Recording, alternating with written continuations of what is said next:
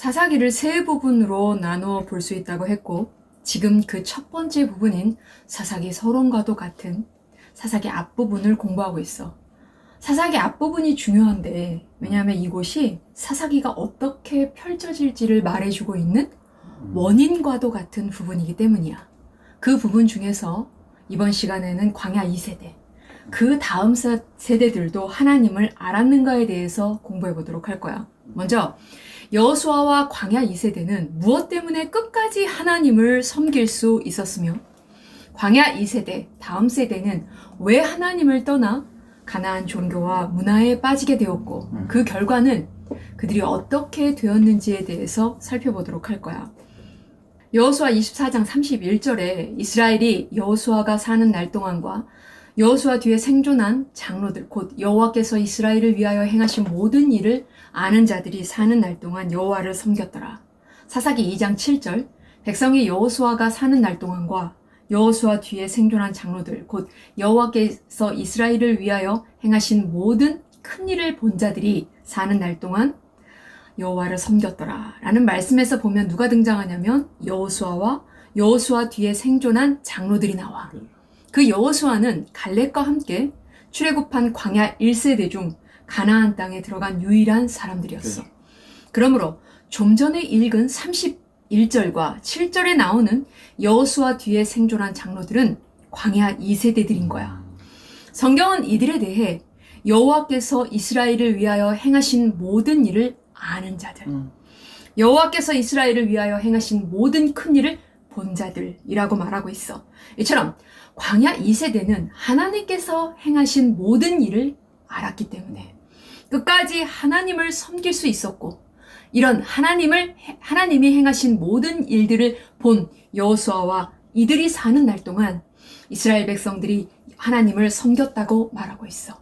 이 광야 2세대들은 애굽에서 행하신 일들을 배워서 하나님에 대해서 알았고, 광야에서 날마다 만나와 메추라기로 당신의 백성들을 먹이시는 하나님을 보았으며, 구름 기둥과 불 기둥으로 당신의 백성들을 이끄시는 하나님을 따라왔고, 또한 하나님께서는 구원의 목적과 방향성을 모르는 백성들은 쓰지 않으시고 오직 하나님을 의지하는 사람만을 쓰시는 것을 깨달았고, 광야 40년 동안 불뱀으로부터 지켜주셨던 하나님을 체험했으며, 약속하신 땅을 정복하기 위해 친히 싸우시는 하나님을 보면서 아브라함에게 약속하신 것을 신실하게 지키시는 하나님이심을 알았어. 이 모든 것들을 행하신 분이 하나님이심을 광야 2세대는 분명하게 알았던 거야. 즉, 하나님께서 어떤 분이신지 알았기 때문에 그들은 끝까지 하나님만을 섬길 수 있었던 거야. 광야 2세대에 대해 성경이 뭐라고 말하는지 살펴봤어. 그런데 이와 대조적으로 광야 2세대 그 다음 세대, 성경에서는 다른 세대라고 했는데 이들에 대해 뭐라고 말하고 있는지 살펴보면 사사기 2장 10절, 그 세대의 사람도 다 그 조상에게로 돌아갔고 그 후에 일어난 다른 세대는 이라고, 그 후에 일어난 다른 세대는 광야 2세대의 다음 세대인 가나안에 정착한 1세대를 말해. 광야 2세대가 죽고 난 후 일어난 다음 세대인 가나안 정착 1세대에 대해서 성경은 여호와를 알지 못하며 여호와께서 이스라엘을 위하여 행하신 일도 알지 못하였더라 라고 하나님이 어떤 분이신지 몰랐다고 말하고 있어. 이는 하나님께서 애굽에서 행하신 모든 기적들과 이스라엘에게 제사장 나라의 사명을 주셨다라는 것, 광야에서 먹이시고 입히셨던 일들, 구름 기둥과 불 기둥으로 이끄셨던 일들, 구원의 목적과 방향성을 모르는 사람들은 쓰시지 않는다는 것과 하나님만을 의지하는 사람들을 통해 일을 하신다는 것, 광야 40년 동안 모든 해로부터 막아주셨다는 것, 정복전쟁은 하나님께서 친히 싸우셨으며 아브라함에게 약속하신 것을 신실하게 지키셨다는 것에 대해 알지 못했다는 거야. 결국 광야 2세대의 다음 세대들은 하나님께서 행하신 이 모든 것들에 대해 몰랐다라는 거야. 이것이 그들이 하나님을 몰랐다라는 말이야. 광야 2세대 다음 세대인 가나안 정착 1세대는 하나님께서 행하신 모든 일들을 몰랐고, 그 몰랐던 결과 그들이 어떻게 되었는지도 성경은 말해주고 있어.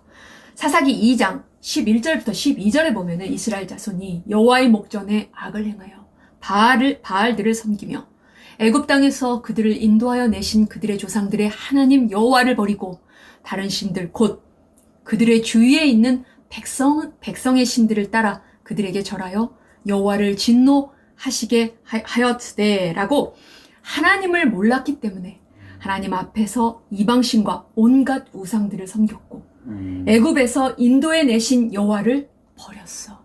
이것이 하나님의 백성이 하나님께서 행하신 일들을 몰랐을 때의 결과라고 성경은 분명하게 말하고 있어.